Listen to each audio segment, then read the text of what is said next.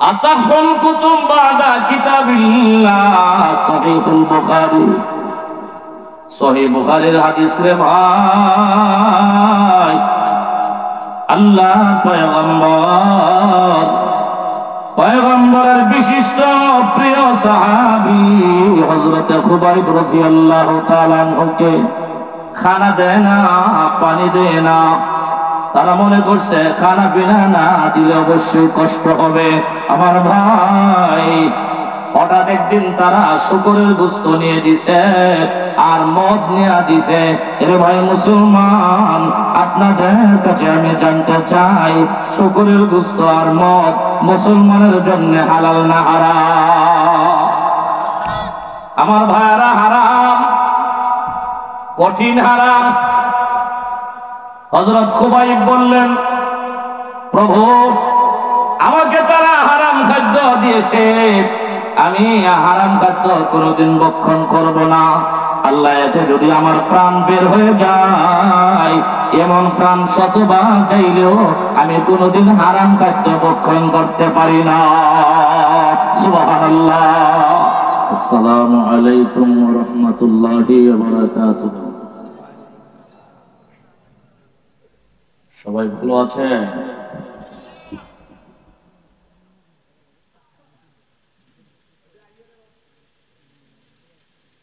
আলহামদুলিল্লাহ ওয়াসসালাতু লিআহলিহা।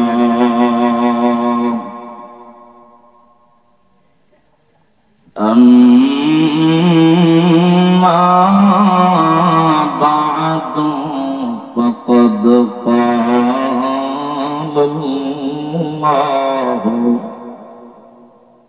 تعالى في كلامه المجيد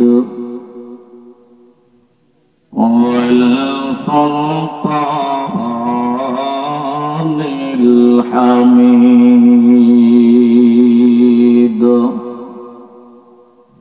সকলেই জবান খুলে আমার সাথে পড়ে, আউযু বিল্লাহি মিনাশ শাইতানির রাজীম। বিসমিল্লাহির রাহমানির রাহিম।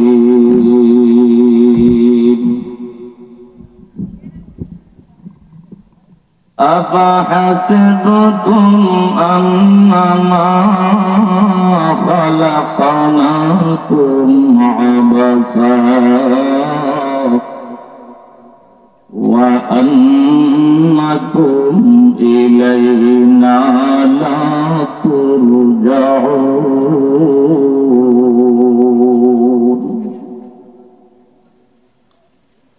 وقال صاحب القرآن صلى الله عليه وسلم أن تعبد الله كأنك تراه فإن لم تكن تراه فإنه يراك. بارك الله لنا ولكم في القرآن العظيم ونفعنا وإياكم بالآيات والذكر الحكيم. সকলেই মন খুলে মোহাব্বতের সুরে ইশকে রাসূল অন্তরে নিয়ে দরুদ ইব্রাহিমী নামাজের দরুদ পড়ি। اللهم صل على محمد وعلى آل محمد كما صليت على إبراهيم وعلى آل إبراهيم إنك حميد مجيد اللهم بارك على محمد وعلى آل محمد كما باركت على إبراهيم وعلى آل إبراهيم إنك حميد مجيد بلغ العلا بكماله كشف الدجى بجماله حسنت جميع خصاله صلوا عليه وآله لا إله إلا الله لا إله মায়ার সুরে উচ্চ আওয়াজে মহব্বতের সকল ইখলাসের সাথে বলি লা ইলাহা ইল্লাল্লাহ লা ইলাহা লা ইলাহা লা ইলাহা ইল্লাল্লাহ লা ইলাহা ইল্লাল্লাহ লা ইলাহা লা ইলাহা ইল্লাল্লাহ লা ইলাহা ইল্লাল্লাহ লা ইলাহা লা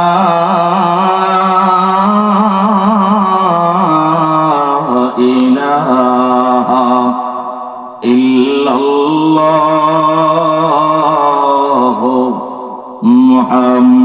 মুহাম্মাদুর রাসূলুল্লাহ সকলে মুহাব্বতে বলে দিই সাল্লাল্লাহু আলাইহি ওয়াসাল্লাম। লামাসানিয়া পশ্চিম পাড়া খাদিমুল কোরআন নুরানি মাদ্রাসা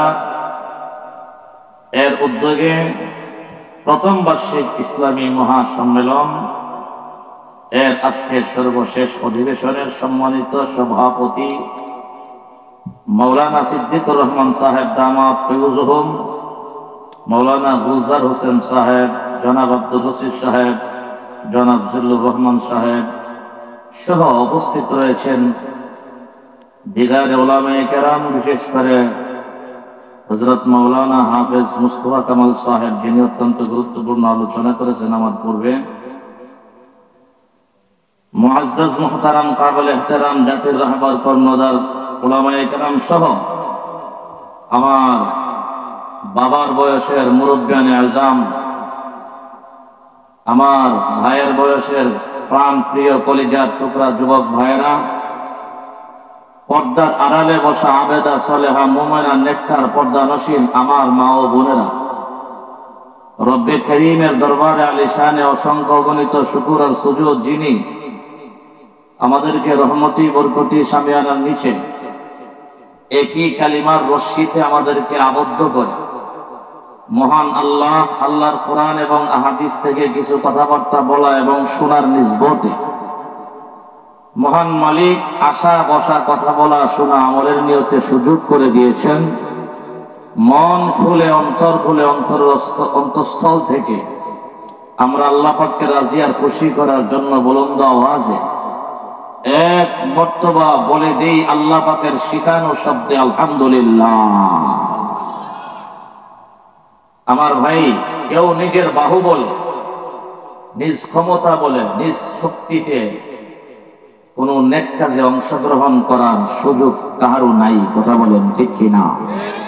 যতক্ষণ না আসমানওয়ালা আরশওয়ালা সুনজর দিবে, রহমতের নজর না দিবে, ততক্ষণ পর্যন্ত রহমতি বরকতির সামিয়ানার নিচে আসা বসার সুযোগ কেউ লাভ করতে পারে না।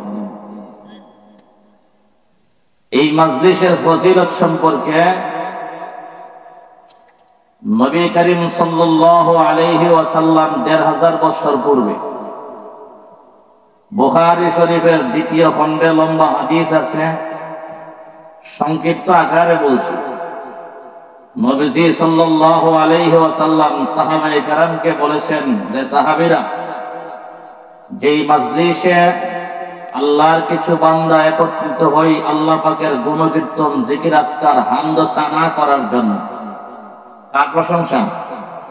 আরো জোরে আওয়াজ করে বলতে হবে, কার প্রশংসা? আল্লাহর প্রশংসা করার জন্য যারা একত্রিত হয়, আল্লাহ পাক রব্বুল আলামিন এমন জামাত, এমন দল, এমন টিমকে তালাশ করার জন্য আসমানি ফেরেশতাদের একটা টিম পাঠিয়ে দেয়। সুবহানাল্লাহ। এই মাইকের আওয়াজ আরো বাড়া, এই মাইকটা একটু এদিক ঘুরে দিই সামান্য।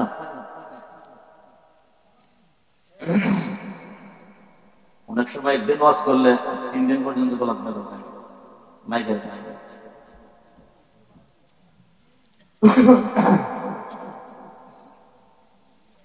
বুখারী শরীফের হাদিস, নবীজি সাল্লাল্লাহু আলাইহি ওয়াসাল্লাম ইরশাদ করেন, আল্লাহর হামদ সানা প্রশংসা করার জন্য যদি কিছু মানুষ একত্রিত হয়, এইরকম জামাতকে তালাশ করার জন্য আল্লাহ পাকের আসমানে একটি জামাত ফেরেশতাদের দল পাঠাই দেন।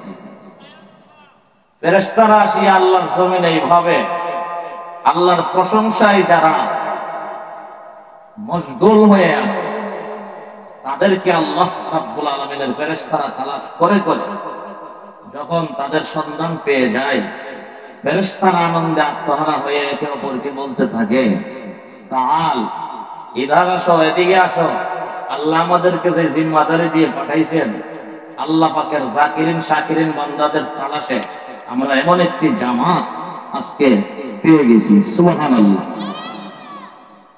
ফেরেশতারা আনন্দে আত্মহারা হয়ে যায় আমাদের মতন জাকিরিন শাকিরিন জামাত পাওয়া। আল্লাহ পাক রব্বুল আলামিন তিনি আলিমুল গায়ব, তিনি অদৃশ্যের খবর রাখেন, সব শুনেন, তিনি জানেন ফেরেশতারা কেন আনন্দিত। এরপরও আমার আল্লাহ জিজ্ঞাসা করেন, ফেরেশতারা তোমাদেরকে আমি আনন্দে আত্মহারা দেখতে পাই, ব্যাপার কি? তখন ফেরেশতারা বলতে থাকে, হে আল্লাহ, আপনি আমাদেরকে যে একটি জামাত, যে একটি দল তালাশ করার জন্য আপনি আমাদেরকে পাঠাইছেন দুনিয়াতে, এমন একটি জামাত, এমন একটি দল আমরা পেয়ে গেছি। সুবহানাল্লাহ। হ্যাঁ মুসলমান, আল্লাহ রাব্বুল আলামিন ওই ফেরেশতার দলকে জিজ্ঞাসা করে, ফেরেশতারা আমার বান্দা বান্দীগুলি এখানে কেন একত্রিত হয়েছে? এমনিতে আল্লাহর ফেরেশতারা জবাব দিয়ে, গো আল্লাহ, আপনার এই বান্দা বান্দীগুলি এখানে একত্রিত হয়েছেন আপনার প্রশংসা করার জন্য, জিকির আজকার করার জন্য। মুসলমান, আল্লাহ রাব্বুল আলামিন সাথে সাথে ফেরেশতাদেরকে জিজ্ঞাসা করে, হে ফেরেশতারা, আমার যে সকল বান্দা বান্দীগুলি আমি আল্লাহ রাব্বুল আলামিনের প্রশংসা করার জন্য এখানে একত্রিত হয়েছে গো, তারা কি জিন্দেগিতে কোনদিন আমি আল্লাহরে দেখছেনি? আমরা কি আল্লাহরে দেখছি? ওর ক্লাস আসেনি? আচ্ছা,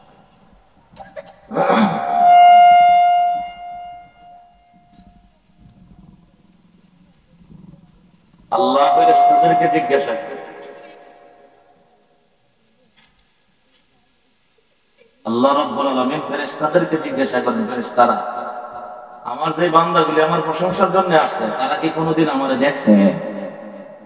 আপনাদের এই লামাসানিয়া এলাকার মানুষ আল্লাহরে কোনদিন দেখছে? কিন্তু বিশ্বাস করছেন কি? কুল হুয়াল্লাহু আহাদ আল্লাহুস সামাদ লাম ইয়ালিদ ওয়া লাম ইউলাদ ওয়া লাম ইয়াকুল লাহু কুফুয়ান আহাদ। আল্লাহ যে এক, এটা আমাদের বিশ্বাস আছে কিনা? ফেরেশতার এক, বাচ্চারা আওয়াজ করবো না। ফেরেশতাদেরকে আল্লাহ জিজ্ঞাসা করেন যে আমার বান্দাগুলি আমি আল্লাহকে না দেখে তারা আমি আল্লাহর জিকির করে, যদি তারা আমি আল্লাহকে দেখতো তাহলে কি অবস্থা হবে? ফেরেশতারা উত্তর দেয়, আল্লাহ তারা তো মাঝে মধ্যে আপনার জিকির আজকাল করে, দেখলে 24 ঘন্টাই আপনার জিকির করত। হ্যাঁ মুসলমান, আল্লাহ রাব্বুল আলামিন ওই সকল ফেরেশতাদেরকে দ্বিতীয় নাম্বার আরেকটা প্রশ্ন করেন, ফেরেশতারা রে, আমার বান্দা বান্দীগুলি এখানে আর কোন উদ্দেশ্যে একত্রিত হয়েছে? এমনিতে আল্লাহর ফেরেশতারা জবাব দেয়, আল্লাহ আপনার বান্দা বান্দীগুলি এখানে একত্রিত হওয়ার 2 নাম্বার কারণ হলো, আল্লাহ এখানে প্রত্যেকটা বান্দা আপনার জান্নাত তালাশ করার জন্য এসেছেন। কথা বলেন ঠিক কিনা? আল্লাহ রাব্বুল আলামিন বলেন, ফেরেশতারা রে, আমার এই বান্দা বান্দীগুলিকে আমি আল্লাহর জান্নাত কোনদিন দেখছিনি, আমি আল্লাহ রাব্বুল আলামিনের জান্নাতের নাজ নিয়ামত কোনদিন দেখছিনি। আল্লাহর ফেরেশতারা জবাব দেয়, না গো আল্লাহ, আপনার বান্দা বান্দীগুলি আপনার জান্নাতের নাজ নিয়ামত দেখে নাই, কিন্তু তারা কোরআনে শুনছে, হাদিসে শুনছে, উলামায়ে কেরামের জবান থেকে শুনছে গো আল্লাহ, তারা পয়গম্বরের মাধ্যমে হাদিস থেকে শুনছে, এই জন্য তারা এমন ভাবে বিশ্বাস করে নিয়েছে। আল্লাহ দেখলে যেমন বিশ্বাস করত, আল্লাহ তারা না দেখো তেমন বিশ্বাস করে নিয়েছে।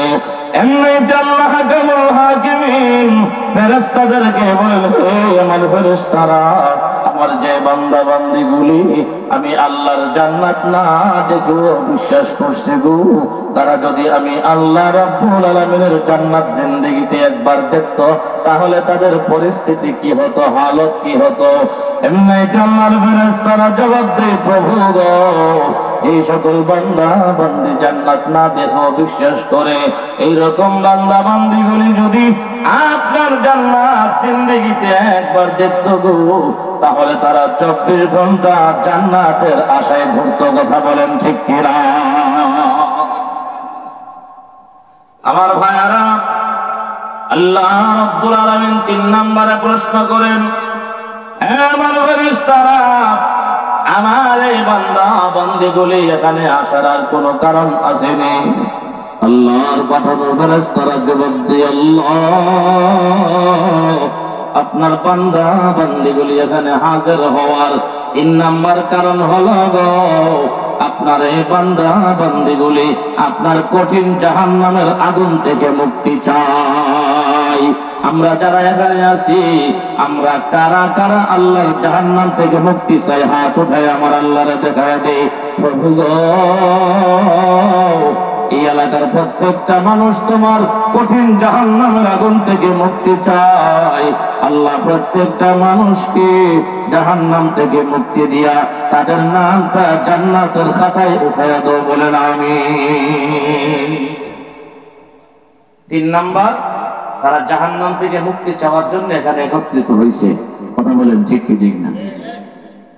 আল্লাহ রাব্বুল আলামিন এই 3 প্রশ্নের জবাব পায়া এই হাদিসের শেষ দিকে রাসূল সাল্লাল্লাহু আলাইহি সাল্লাম ইরশাদ করেন, সাহাবীরা শোনো, আল্লাহ রাব্বুল আলামিন যারা এই 3 কারণে একত্রিত হবে, আল্লাহ পাকের হামদ সানা প্রশংসা করার জন্য, আল্লাহ পাকের জান্নাত তলব করার জন্য, জাহান্নাম থেকে মুক্তি পাওয়ার জন্য, এই 3 নিয়তে যারা একত্রিত হবে, আমি আল্লাহ তাদের জিন্দেগীর অতীতের সব গুনাহ মাফ করে দিব।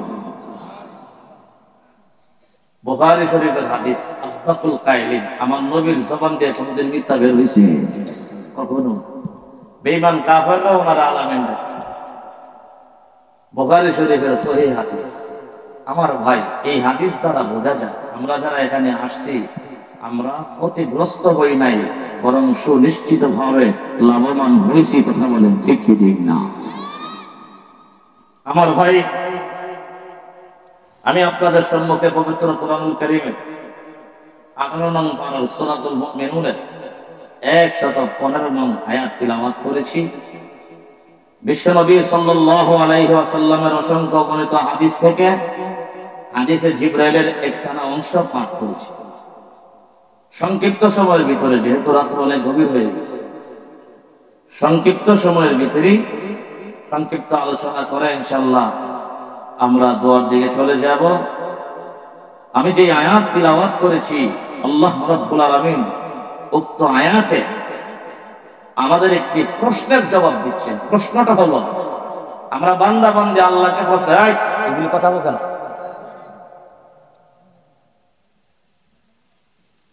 আল্লাহ পাক রব্বুল আলামিন আমাদের একটি প্রশ্নের জবাব দেন। প্রশ্নটা হইল, হে আল্লাহ, দরখাস্ত করলাম না, আপনার কাছে আবদারও করলাম না, আপনি আমাদেরকে দুনিয়াতে পাঠাইলেন কেন? পাঠানোটা তো এটা বিরাট বড় একটা রহমত এবং নিয়ামত। কথা বলেন ঠিক কি? আল্লামা ইবনে কাসির রহমাতুল্লাহ আলাইহি এবং আল্লামা ফখরুদ্দিন রাজি রহমাতুল্লাহ আলাইহি তাফসীরে কাবীরের ভিতরে লিখছে, আল্লাহ যে আমাদেরকে অস্তিত্ব দান করছে, অস্তিত্ব ওজুদ, এই অস্তিত্বের নিয়ামতের শুকরিয়া আদায় মরণ পর্যন্ত করলেও আদায় হবে না। এক নিয়ামতের শুকরিয়া এই মরণ পর্যন্ত আদায় করতে পারবো না, তাহলে সারা জীবন যে আমাদেরকে আল্লাহ নিয়ামত দিলেন, শ্বাস প্রশ্বাসের নিয়ামত দিলেন, এই নিয়ামতের শুকরিয়া আর কখন আদায় করব? আমার ভাই, আমাদের প্রশ্ন হলো, আল্লাহ আমাদেরকে দুনিয়াতে আপনি কেন পাঠাইলেন?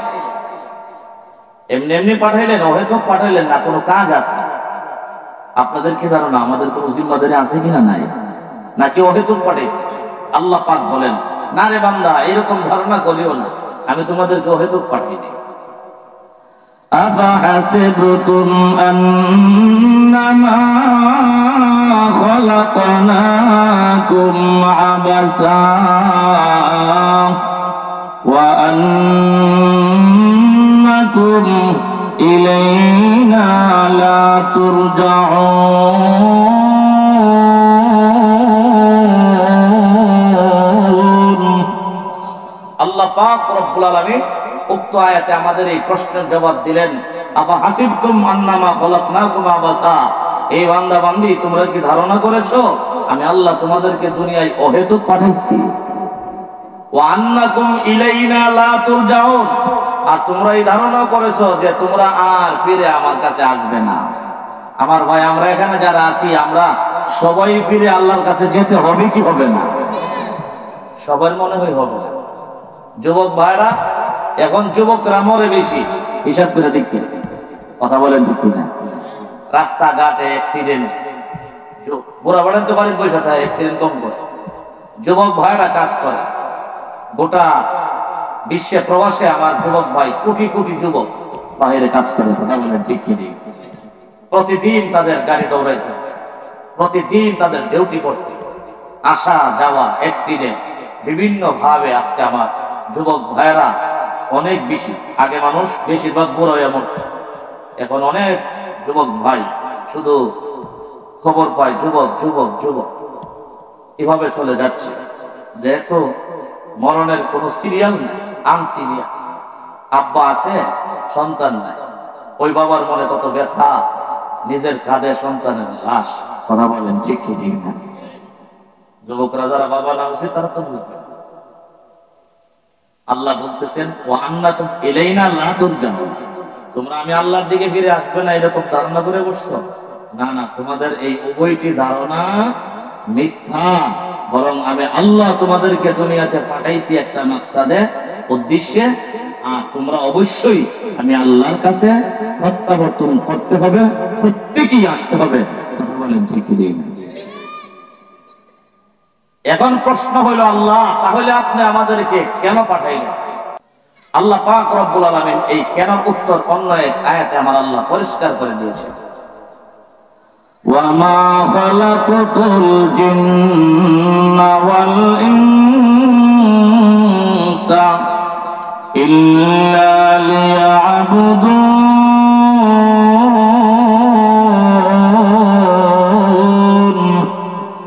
আল্লাহ পাক রব্বুল আলামিন বলেন, ওমা খালাকতুল জিন্না ওয়াল ইনসা ইল্লা লিয়াবুদুন, আমি মানব দানবকে সৃষ্টি করেছি একমাত্র ইবাদত করার জন্য। এবার প্রশ্নের উত্তর দেন, বান্দাকে কেন বানাইছে? ইবাদত করার জন্য। বলেন, ইবাদত করার জন্য। এখন আল্লাহ পাকের কাছে আমাদের প্রশ্ন, হে আল্লাহ, ইবাদত করব কার? বলেন, ইবাদত হবে কার? এই কথাটা আল্লাহ অন্য এক আয়াতে পরিষ্কার করে দিয়েছেন, বান্দা বানাইলাম আমি, ইবাদত পাওয়ার উপযুক্ত আমি আল্লাহ। কথা বলেন ঠিক কি না? কুল ইন্নানি আনা আল্লাহ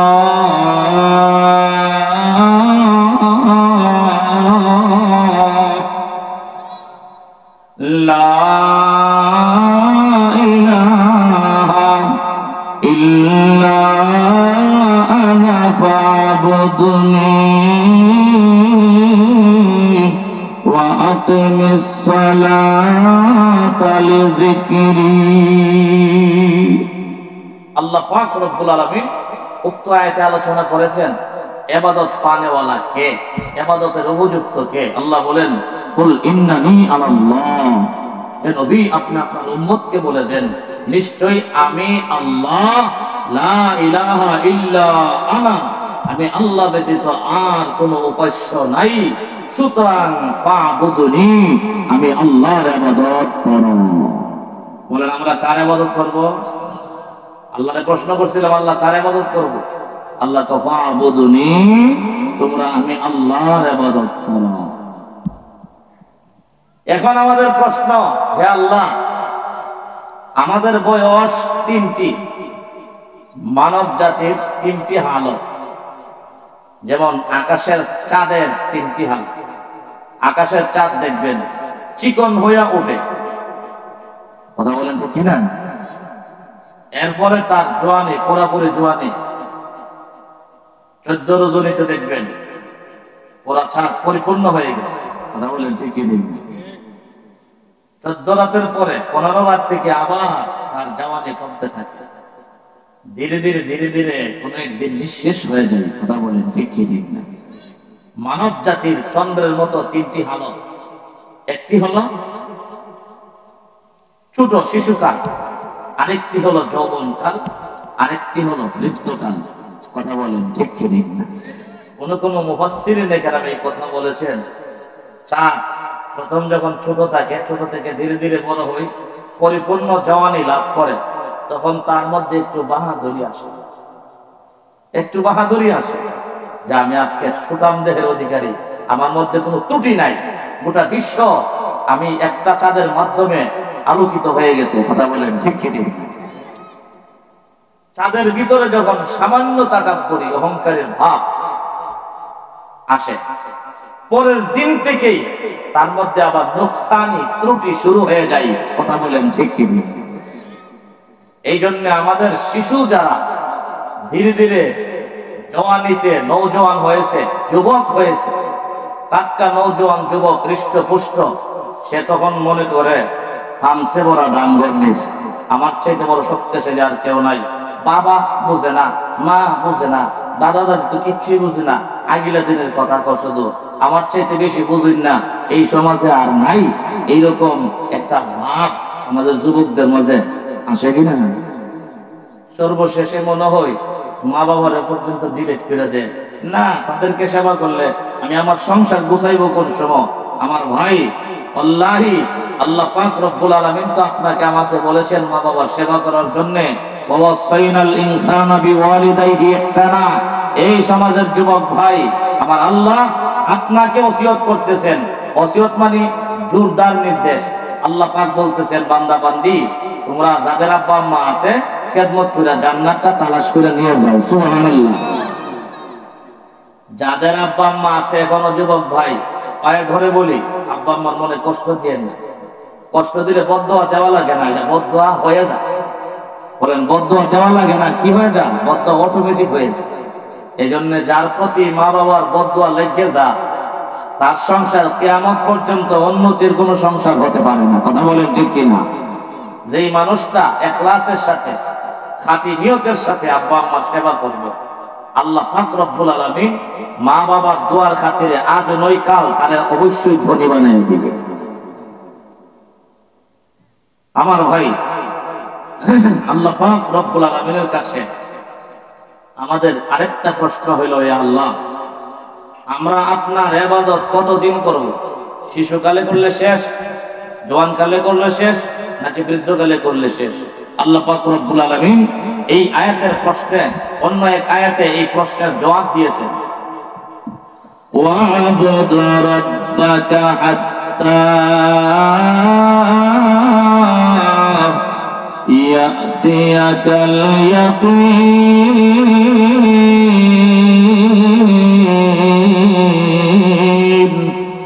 আল্লাহ পাক ওয়া'বুদ রাব্বাকা হাত্তা ইয়াতিয়াকাল ইয়াকিন। এই বান্দা বান্দি, তোমরা তোমাদের রবের ইবাদত করতে থাকো, ইয়াকিন আই আল মউত, মৃত্যু আসা পর্যন্ত। সুবহানাল্লাহ। বলেন আমরা আমাদের ইবাদত কতদিন করতে হবে? মৃত্যু পর্যন্ত। এখন প্রশ্ন হলো, আল্লাহ, আমরা যে আপনার ইবাদত করব কোন তরিকায় করব? ইবাদত যত প্রকারের ইবাদত আছে, সবচাইতে গুরুত্বপূর্ণ ইবাদতের নাম হলো সালাত, নামাজ। কথা বলেন ঠিক কি ঠিক না? আল্লাহ পাক অন্য আয়াতের শেষ লগ্নে বলতেছেন, ওয়া আকিমিস সালাতা লিযিকরি। আল্লাহ পাক রব্বুল আলামিন ইরশাদ করেন, ওয়া আকিমিস সালাতা লিযিকরি, আমার ইবাদত করো নামাজের সুরতে, আমি আল্লাহর শরণে নামাজ আদায় করো। সুবহানাল্লাহ। এবার আসেন, উলামায়ে কেরাম ভালো করে জানেন, উলামায়ে কেরাম যে আমরা যখন কিতাব পড়াই আমরা বলি যে ইবাদত তিন প্রকার। বলেন ইবাদত কত প্রকার? গভীর মনোযোগ আছে আপনাদের? মনোযোগ থাকলে দুই চারটা কথা বলি, আপনাকে শেষ করে দিই। মনোযোগ আছে নি? মাইকে আমাদের 12টা বাজে, এই সমস্ত মাইক দিয়ে আমরা ওয়াজ করি।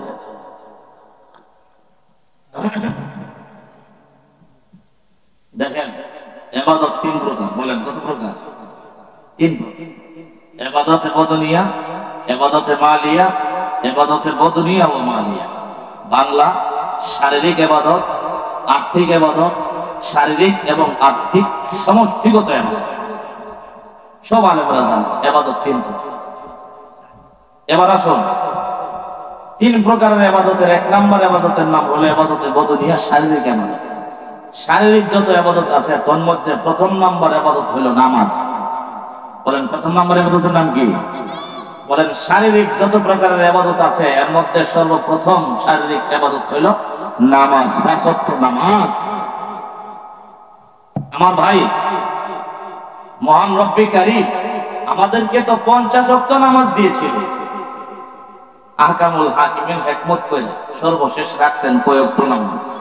5 ওয়াক্ত নামাজ। ফুকাহায়ে কেরামের একটা ব্যাখ্যা করছে, 5 ওয়াক্ত নামাজ আল্লাহ উম্মতে মুহাম্মাদের উপরে বাকি রাখলেন, 6 ওয়াক্ত তো রাখতে পারতেন। কথা বলেন ঠিক কি না? 4 ওয়াক্ত রাখতে পারতেন, 5 ওয়াক্ত রাখলেন কেন? এই প্রশ্নের জবাবে ফুকাহায়ে কেরাম বলেন যে 5 ওয়াক্ত নামাজ বাকি রাখার, অবশিষ্ট রাখার পিছনে একটা বিরাট রহস্য আছে। সুবহানাল্লাহ। কি আছে? রহস্য আছে। রহস্যটা কি? না, প্রত্যেকটা মানুষের ব্যক্তিগত জীবন 5টি অবস্থায় পরিচালিত হয়। বলেন কয়টি অবস্থা? 5টি অবস্থা। মানুষ হয়তো ঘুমন্ত থাকে, না হয় জাগ্রত থাকে। বলেন মানুষ হয়তো ঘুমন্ত, না হয় জাগ্রত, হয়তো শোয়া, না হয় বসা, না হয় দাঁড়ানো। শোয়া, বসা, দাঁড়ানো, ঘুমন্ত, জাগ্রত, কয় অবস্থা হইল? 5 অবস্থা হইল। আমার ভাই, মানুষের জিন্দেগি জীবন পরিচালিত হয় 5টি হালত, 5টি অবস্থার উপরে। আল্লাহ রাব্বুল আলামিন বলেন, উম্মতে মুহাম্মাদি তোমাদের উপরে 5 ওয়াক্ত নামাজ বাকি রাখছি, কেন জানোনি? এক একটা ওয়াক্তের নামাজ তোমার জিন্দেগির এক একটা অবস্থার জন্য শুকরিয়া আদায় হিসাবে আমি আল্লাহ গণ্য করে নিই। তাহলে আপনি যদি ফজর পড়েন, ফজর থেকে জোহর পর্যন্ত যে সময়টা আল্লাহ দিছে নিয়ামত, সময়টা কি আল্লাহ পাকের নিয়ামত। শ্বাস প্রশ্বাস, খানা, সবকিছু আল্লাহর নিয়ামত। আল্লাহ পাকের পক্ষ থেকে এটা শুকরিয়া আদায় হয়ে যাবে। সুবহানাল্লাহ। অটোমেটিক শুকরিয়া হয়ে যাবে। এই জন্য যারা 5 ওয়াক্ত নামাজ পড়ে তারা হলো শুকরগুজার বান্দা, কারণ সে তার 5টি অবস্থা শুকরিয়া আদায় অটোমেটিক করে দিচ্ছে নামাজের মাধ্যমে। সুবহানাল্লাহ। ওয়াকিমিস সালাতা লিযিকরি, নামাজ পড়তে হবে আমি আল্লাহর স্মরণে। তো অনেক মানুষ আছে আমাদের সমাজে যারা নাকি নির্বাচনের আগে দেখবেন অনেক সময় এক ওয়াক্ত নামাজ দুইবারও পড়ে, বুঝছেন না? এক মসজিদে পড়েছে একটা নামাজ, মানে আসরের নামাজ পড়ে বর্ষায় গেছে, আপনারা আমারে ভোট দিলে আপনাদের সেবা করবে। পরের মসজিদে গিয়ে দেখে মাত্র একামত চলে, আসরের নামাজ গিয়ে ওইখানে নামাজে শরীক হয়েছে। কয়বার হইল? এক ওয়াক্তের নামাজ দুইবার হইল। নামাজ শেষে দাঁড়ায় কইতেছে, ভাইরা আমার, আপনারা আমার ভোট দিলে আপনাদের খেদমত করব। কিন্তু নির্বাচনের পরে নামাজই পড়ে না। কথা বলেন ঠিক কি? আল্লাহ এটা জানে কি জানে না? আল্লাহ এই জন্য ওয়াকিমিস সালাতা লিযিকরি, জনগণের ভোট পাওয়ার জন্য নামাজ পড়লে হবে না। আকিমিস সালাতা লিযিকরি, আমি আল্লাহর স্মরণে নামাজ আদায় করতে হবে। তার স্মরণে জামাই শ্বশুর বাড়ি গেছে, শ্বশুর খুব নামাজি গেল, এখন একেবারে মাগরিবের আযান করে পরে জামাই লুকাইবার জায়গা হয় না, বড় মসজিদও যান না। কথা বলেন ঠিক না?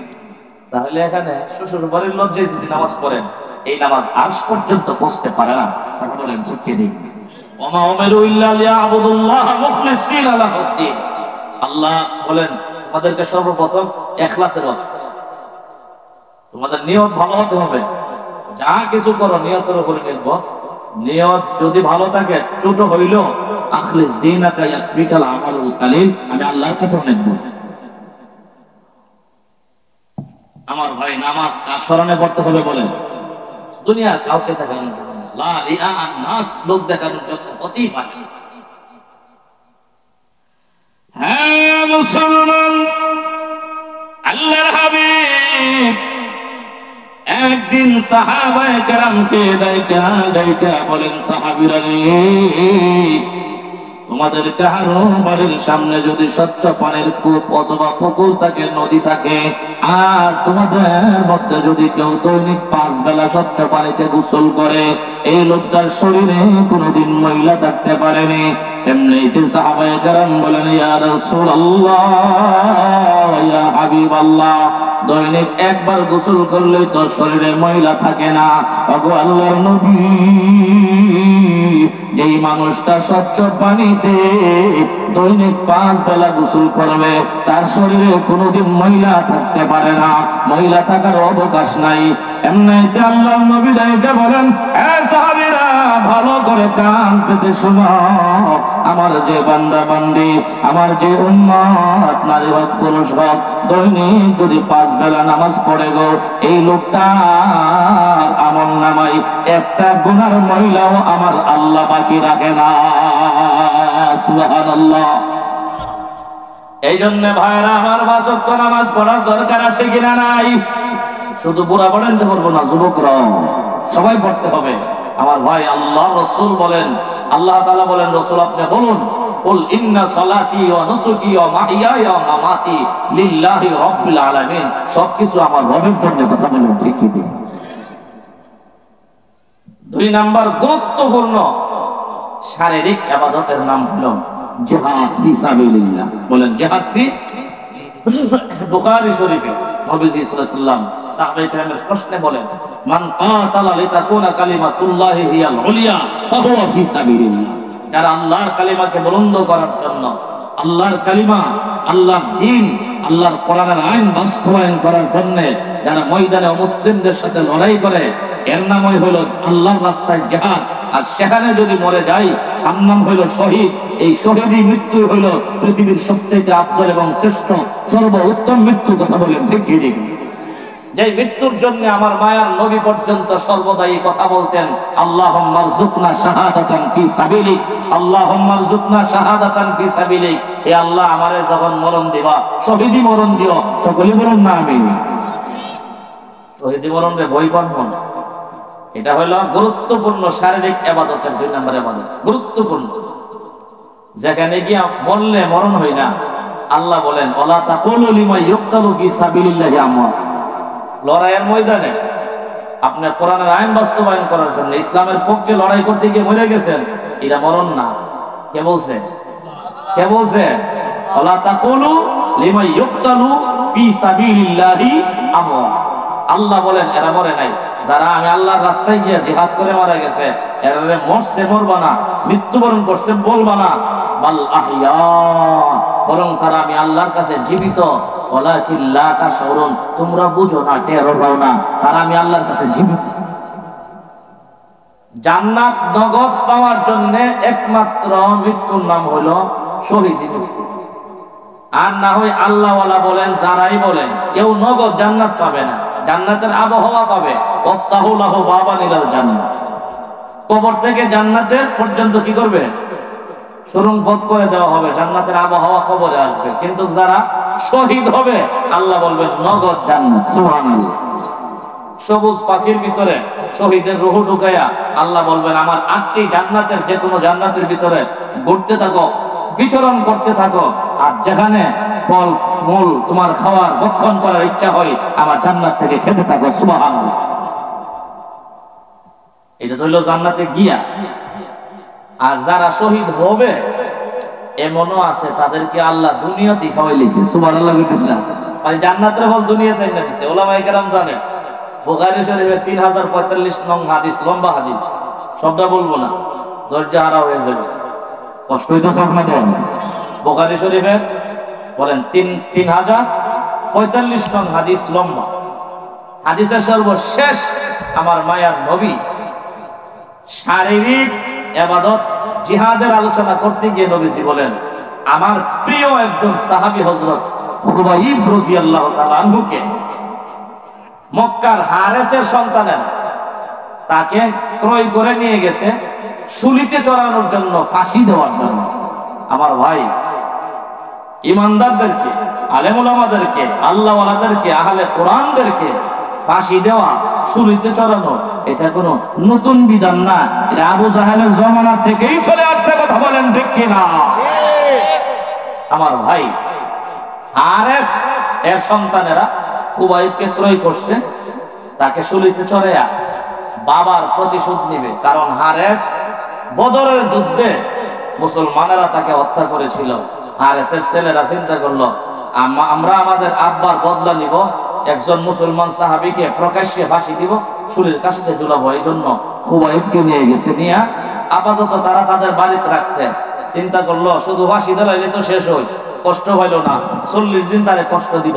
নাউজুবিল্লাহ বলেন। কয়দিন কষ্ট দিব? 40 দিন।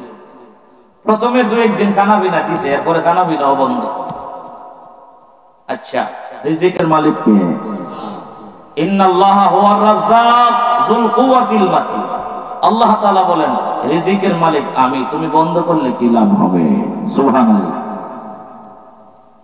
খানা বন্ধ, পানি বন্ধ, দুনিয়ার কেউ তার খানা বিনা দিতে পারে না, নিষেধ। আমার আল্লাহ বাড়াইলে মনে হয় কেউ নিষেধ করে পারবো। হ্যাঁ মুসলমান, আসাহুল কুতুব বাদা কিতাবিল্লাহ সহিহুল বুখারী। সহিহ বুখারীর হাদিস রে ভাই, আল্লাহ পয়গম্বরের বিশিষ্ট প্রিয় সাহাবী হযরত খুবাইব রাদিয়াল্লাহু তাআলা আনহুকে খানা দেয় না, পানি দেয় না। তারা মনে করছে খানা পিনা না দিলে অবশ্যই কষ্ট হবে। আমার ভাই, হঠাৎ একদিন তারা শুকরের গোশত নিয়ে দিছে আর মদ নিয়ে দিছে। এর ভাই মুসলমান, আপনাদের কাছে আমি জানতে চাই শুকরের গোশত আর মদ মুসলমানের জন্য হালাল না হারাম? আমার ভাইরা হারাম, কঠিন হারাম। হযরত খুবাইব বললেন প্রভু আমাকে তারা হারাম খাদ্য দিয়েছে, আমি হারাম খাদ্য কোনোদিন ভক্ষণ করব না। আল্লাহ, এতে যদি আমার প্রাণ বের হয়ে যায়, এমন প্রাণ শতবার চাইলেও আমি কোনোদিন হারাম খাদ্য ভক্ষণ করতে পারি না। সুবহানাল্লাহ। আমার ভাইরা, হারেসের একজন মেয়ে ছিলেন যার নাম জৈনব। মুহাদ্দিসিনে কেরাম বলেন ওই জৈনব পরবর্তীতে মুসলমান হয়ে যায়। একটা ঘটনা বর্ণনা করেন, হারেসের মেয়ে জৈনব বিশ্ববাসীর জানায় দিই, এই জগতের মানুষ খুবাইবকে যখন আসামি বানাইয়া আমাদের বাড়িতে আমার ভাইরা রেখেছিল, আমি হঠাৎ করে তাকাইয়া দেখি গো, খুবাইবের সামনে এত সুন্দর আঙ্গুর ফল রাখা আছে, যেই সুন্দর আঙ্গুর ফল আমার জন্মের পরে মক্কা নগরের বাজারে কোনোদিন দেখি নাই। কোন সুবহানাল্লাহ। মক্কা নগরীতে এত সুন্দর, এত বড়, এত সুন্দর আঙ্গুর কোনদিন আমরা দেখি নাই। আমি আস্তে আস্তে করে খুবাইবের কাছাকাছি গেলাম।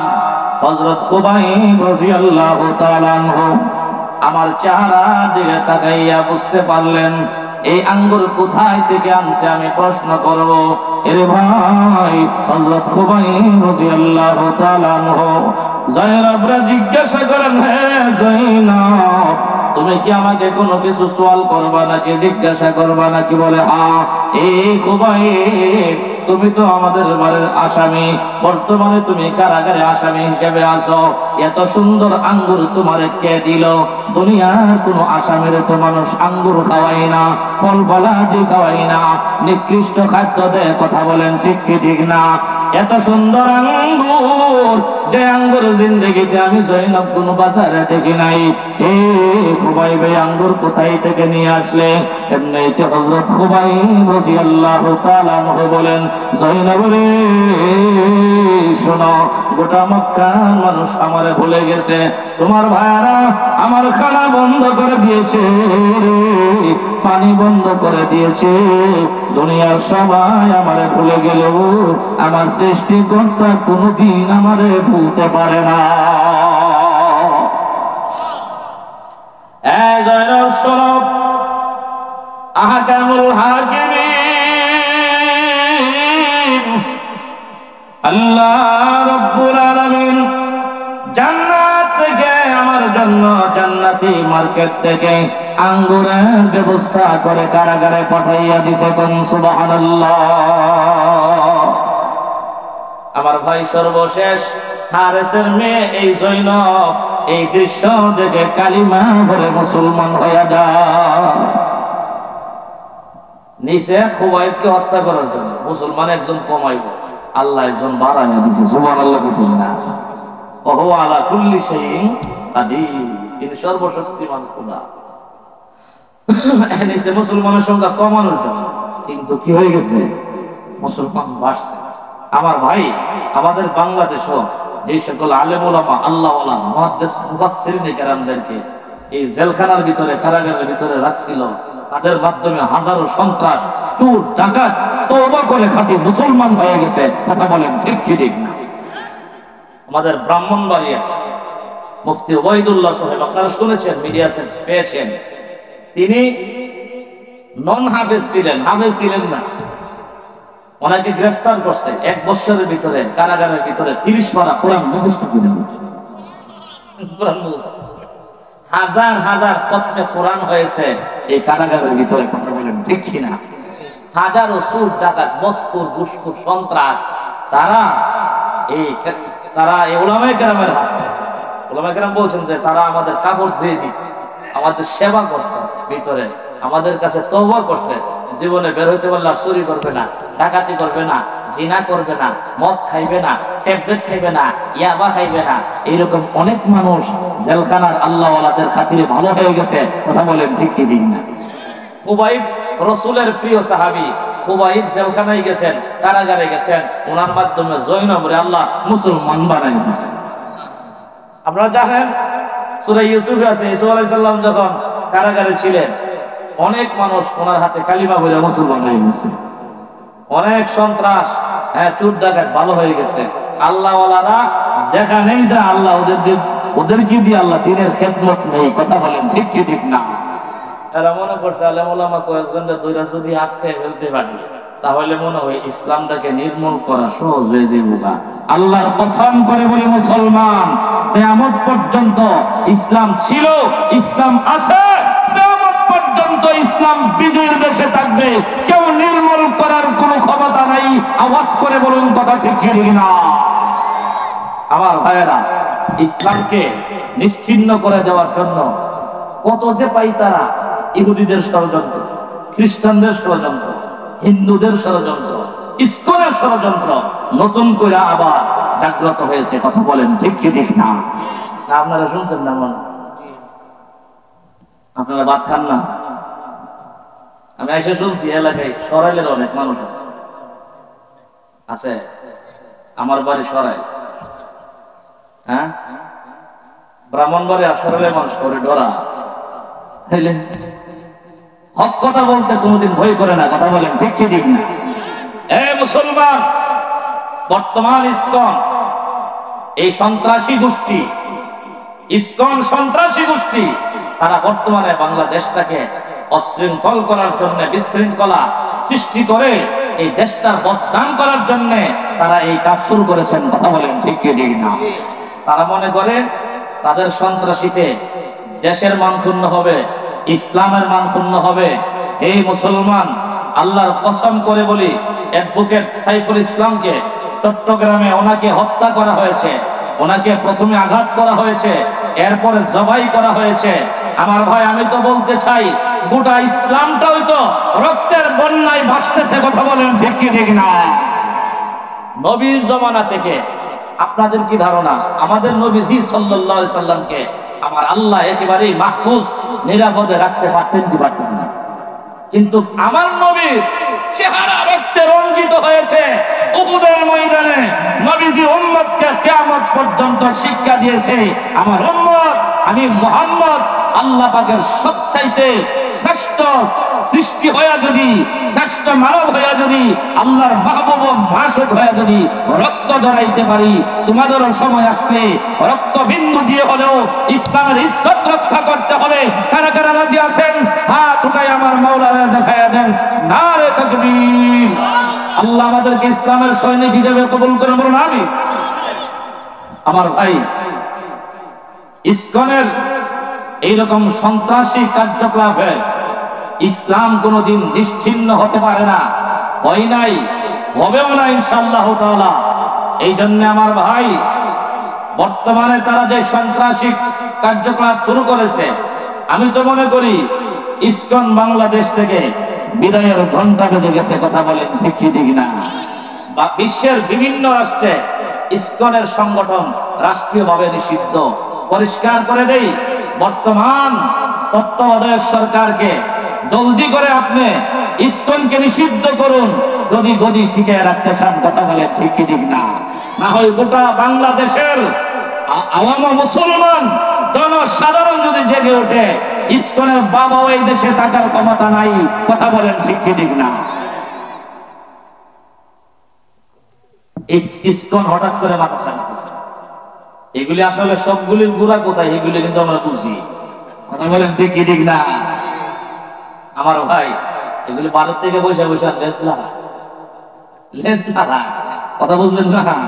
লেজ হইল ভারতে আর মাথা হইল চট্টগ্রামে। ঠিক না? মাথা হইল কোথায়? চট্টগ্রামে। এগুলি কিন্তু বাঙালি ভালোই বুঝে। বাঙালি কিন্তু সব বুঝে। ইন্না বাতশা রাব্বিকা লাশাদীদ। আল্লাহ বলেন, আমার ধরা যেমন সত্য ধরা, বাঙালির ধরা কিন্তু কম না। কথা বলেন ঠিক না? এই জন্য মুসলমান, বাংলাদেশের যুবকদের মাধ্যমে আল্লাহ সমাজ সংস্কার করতে পারে। আমরা দেখছি গোটা রাষ্ট্র পর্যন্ত সংস্কার করতে পারে। কথা বলেন ঠিক না? গোটা দেশ সংস্কার করে ফেলে তারা। এই জন্য মুসলমান, বর্তমান সমাজের যুবকরা আগের মতো বোকা নাই। আগে সব যুবকরাই যাত্রাপালা করত, এখন সবাই আল্লাহর কোরআনের মাহফিল করা। কথা বলেন ঠিক কিনা? সারা বাংলাদেশে প্রত্যেকটা মহল্লায় বর্তমানে ওয়াজ মাহফিল আছে কিনা নাই? আপনাদের এলাকায় কেমন আছে জানি না। আমাদের ব্রাহ্মণবাড়িয়া সরাইল এমন কোন মহল্লা নাই যে মহল্লায় কোরআনের মাহফিল নেই। সংসদে পর্যন্ত আলোচনা হয়ে গেছে গত 2-1 বছর আগে। আপনারা শুনছেন যে সারা দেশের যাত্রাপালা গুলি এখন মাহফিলে পরিণত হয়ে গেছে। দুঃখ আর আফসোস নিয়ে তারা বলছে, নাউজুবিল্লাহ, তাদের মন খারাপ। যাত্রা গান কেন ওয়াজ হয়ে গেল? মন খারাপ। আমার ভাই এরকম আবু জাহেলের মতো মন খারাপ, নবীজির কালিমার দাওয়াত শুনলে যাদের মন খারাপ হইতো তাদেরই আজকে ওয়াজ শুনলে মন খারাপ হয়। কথা বলেন ঠিক কি ঠিক না? সেই জমানার আবু জাহেল আর এই জমানায় হইল তারা। কথা বলেন ঠিক কি ঠিক না? পার্থক্য হইল সময়ের, হাসরে ব্যবধান হবে না, তারা তাদের সাথেই হাসর হবে। কথা বলেন ঠিক কি ঠিক না? আল মারউ মা মান আহাব্বা। আবু জাহেলের যারা ভালোবাসো, তোমার বাপ আবু জাহেলের সাথে তোমার হাসর হবে। আর যারা মদিনা ওয়ালাকে ভালোবাসো, আল্লাহর কসম তোমাদের হাসর মদিনা ওয়ালার সাথে, আমার মায়ার নবীর সাথেই হবে। কথা বলেন ঠিক কি ঠিক না? আমার ভাই হযরত খুবাইব রাদিয়াল্লাহু তাআলা নবীজির খুবই প্রিয় সাহাবী, শহীদ হবে হইছে না এখনো? জান্নাতের ফল খাইছি কি হয়েছে না? জান্নাতের ফল খেয়ে ফেলছেন অলরেডি। আমার ভাই যখন ওনার দিন, ফাঁসির দিন চলে আসলো, ওনাকে শুলিতে চড়ানো হবে, ওনাকে সকালবেলা বলা হইল যে তুমি, তোমার কোনো শেষ চাওয়া পাওয়া আসেনি। এই বিধানটা আমার আগের থেকেই ছিল, এখনো আছে। ফাঁসির আসামিরা সর্বশেষ জিজ্ঞাসা করে, তোমার সর্বশেষ আশা কি, তামান্না কি, চাওয়া পাওয়া আসেনি? তো হযরত খুবাইবকে আন্তর্জাতিক নিয়ম অনুযায়ী জিজ্ঞাসা করছে, তোমার চাওয়া পাওয়া আসেনি? হযরত খুবাইব যে জবাবটা দিচ্ছেন, আমার এই এলাকার ভাইরা, সুনামগঞ্জের ভাইরা গভীর মনোযোগ। হযরত খুবাইব বলছেন, উসাল্লি রাকাতাইন। সুবহানাল্লাহ, সুবহানাল্লাহ, সুবহানাল্লাহ।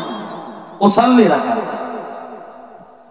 এই জাল্লাদারা শোনো, এই বেঈমান মুশরিকেরা শোনো, আমি দুনিয়ার কোন চাওয়া পাওয়া নাই। আমি আমার স্ত্রীর চেহারা দেখতে চাই না, আমি আমার সন্তানদের চেহারা দেখতে চাই না গো।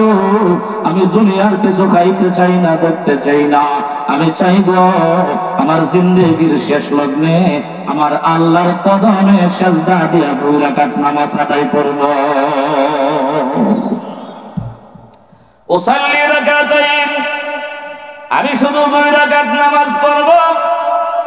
1 লোটা পানি দাও, আমি ওযু বানাইয়া আল্লাহর কাছে 2 রাকাত নামাজ পড়তে চাই। আমার ভাই হযরত খুবাইব রাদিয়াল্লাহু তাআলা আনহুকে 1 লোটা পানি দেওয়া হলো, সুন্নাত তরিকায় ওযু বানালেন। ওযু বানাইয়া সুন্দর করে তিনি 2 রাকাত নামাজ পড়লেন। তবে নামাজটা পড়লেন সংক্ষিপ্ত নামাজ, লম্বা নামাজ পড়লেন না। সালাম ফিরাইয়া জাল্লাদদেরকে বলতেছেন, এই বেঈমান কাফেরেরা, আমি যখন নামাজে ঢুকছি রে, আমি নামাজের ভিতরে এত মজা পাইছি, আমি ইচ্ছা করলে লম্বা নামাজ পড়তে পারতাম, কিন্তু না না না, আমি লম্বা নামাজ না পড়িয়া সংক্ষিপ্ত নামাজ পড়ছি। কেন জানো নি? তোমরা নি আবার মনে করো খুবাইব মৃত্যুর ভয়ে মনে হয় লম্বা নামাজ পড়তেছে, সালাম ফিরানা। এ মুসলমান, হযরত খুবাইব রাদিয়াল্লাহু তাআলা আনহু বেঈমান মুশরিকদেরকে বলে দিলেন, এই বেঈমান মুশরিকেরা ভালো করে শোনো, কোন মুসলমান মরণকে ভয় করতে পারে না।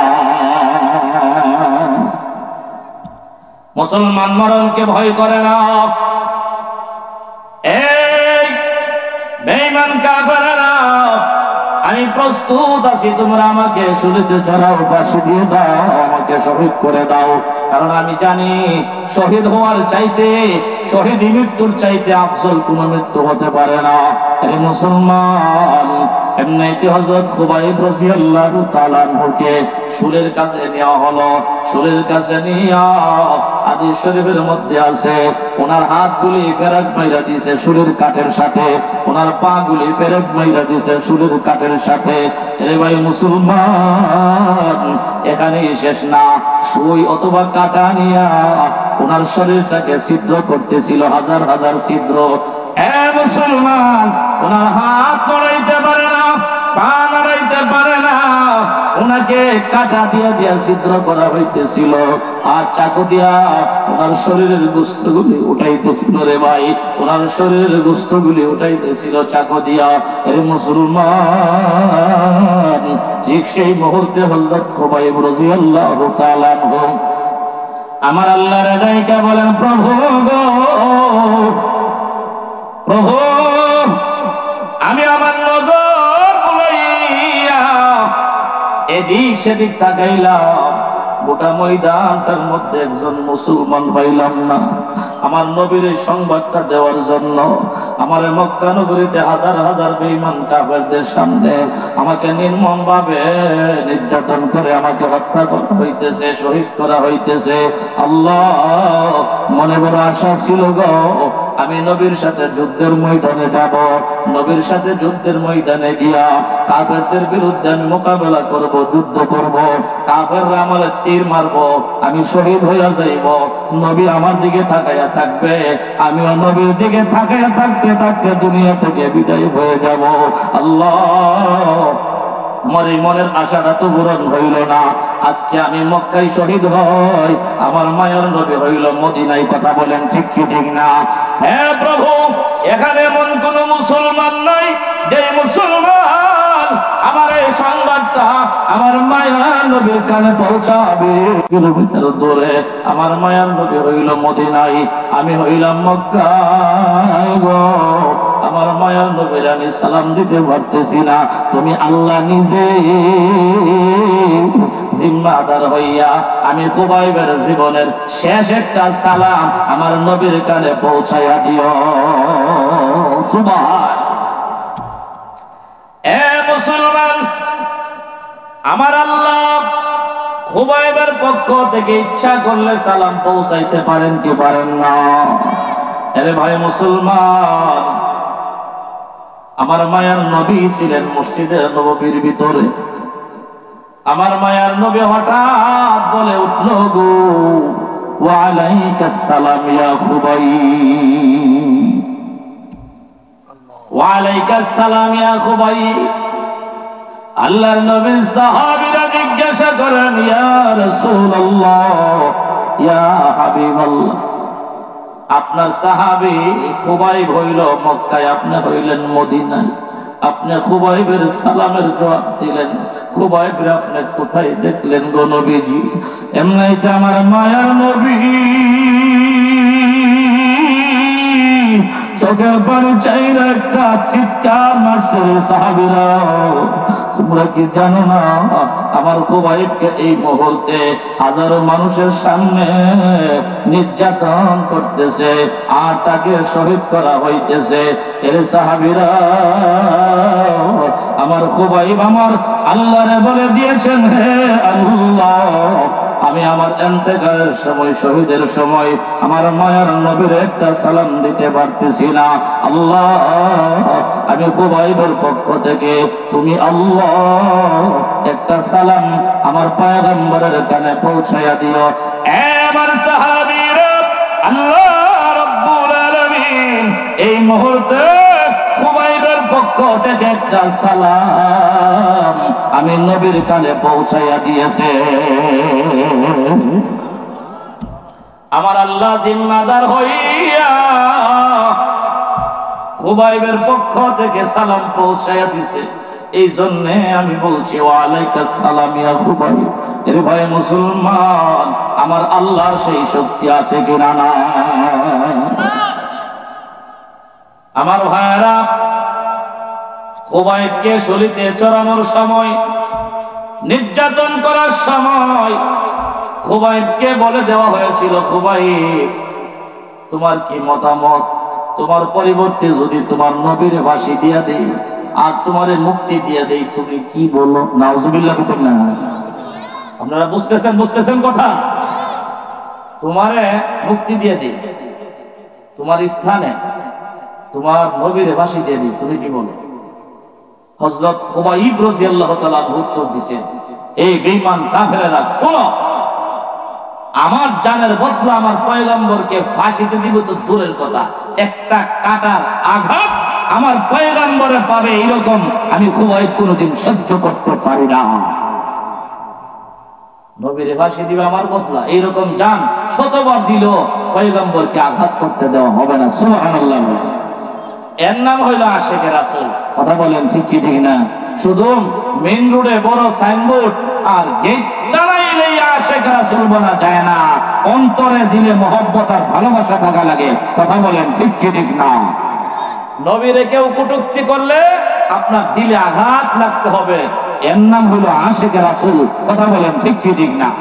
প্রাণসহ যদি আমার নবীর বিরুদ্ধে কটূক্তি করা হয়, বাংলাদেশে এই সুনামগঞ্জের মানুষেরও দিলে আঘাত পেতে হবে, বুঝতে হবে আমার ভিতরে নবীর ভালোবাসা মহব্বত আছে। কথা বলেন ঠিক কি ঠিক না? আমাদের দিলে নবীর মহব্বত আছে, এতে কোনো সন্দেহ না। কারণ নবীজি সাল্লাল্লাহু আলাইহি সাল্লামকে আমরা যারা এখানে আছি, আমাদের সামনে কেউ কটূক্তি করে যাইতে পারবো, এর নাকটা ছিঁড়ে ফেলবো। কথা বলেন ঠিক কি ঠিক না? গর্দান কাউরাই দিব। আমার ভাই, বোঝা গেল আমাদের দিলে পয়গম্বরের খাঁটি মহব্বতই আছে। কথা বলেন ঠিক কি ঠিক? তবে মহব্বতটা কেমন হতে হবে একটু কইলে তো নি বাজে কত কেমন কেমন ভালোবাসাটা লাগবে, কেমন ভালোবাসাটা লাগবে দেখেন। হযরত তালহা রাদিয়াল্লাহু তাআলা আনহু হাদিসে আসছে, ছোট সাহাবী। কি সাহাবী? ছোট। নবীজি সাল্লাল্লাহু আলাইহি সাল্লাম যখন